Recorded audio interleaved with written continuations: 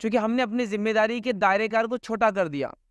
ہم کو لگا ہماری ذمہ داری صرف میری اپنی ہے اور میری بیوی کی ہے اور میرے بچوں کی، بس اس کے علاوہ میری ذمہ داری میں اور کوئی نہیں ہے. اگر ایک انسان کو کم از کم ذمہ داری اٹھانا ہے تو اس کو اٹھانا پڑیں گی ذمہ داری اپنی، اپنے والدین کی، اپنے بیوی بچوں کی، اور وہ غیر شادی شدہ بہن بھائی جو والد کی پرورش میں ہے وہ بھی ایک بچے کی ذمہ داری میں آتے ہیں، اولاد کی ذمہ داری میں آتے ہیں. جیسے مثال کے طور پر میں بڑا ہو جاؤں اور میرے والد کو چھوٹے بچے ہیں، اب وہ کماتے نہیں ہیں، تو ان بچوں کی پرورش بھی میرے ذمہ ہے. ریزن اس لیے کہ مجھ کو بڑا کرنے میں انہوں نے کافی کچھ خرچ کر دیا ہے، تو لہٰذا میں اس کو ریپے کروں گا اس طرح سے، تو اس کا خیال رکھوں گا.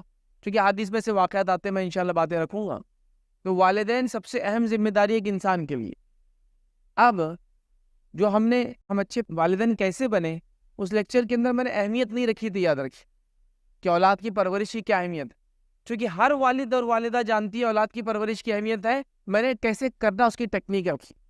لیکن آج میں والدین کی اہمیت بھی رکھوں گا اور ان کے ساتھ کیا سلوک کرنا ہے وہ دونوں باتیں رکھوں گا. چونکہ اس معاملے میں ہم کمزور نظر آ رہے ہیں، اس معاملے میں ہم کوتا نظر آ رہے ہیں، اس معاملے میں ہم بڑے ویک جا رہے ہیں. یہ سبجیکٹ ہمارا ایسا لگ رہا ہے کہ ہم اس کو چھوڑ دینا چاہ رہے ہیں، اس حد تک ہو چکا ہے. چونکہ والدین سے منہ زوری، بات کلام میں زیادتی کرنا عام ہو چکا ہے.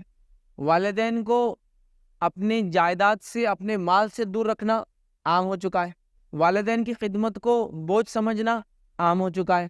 والدین کے کسی بھی بات کو برداشت نہ کرنے کا ہم نے بیڑا اٹھا رکھا ہے.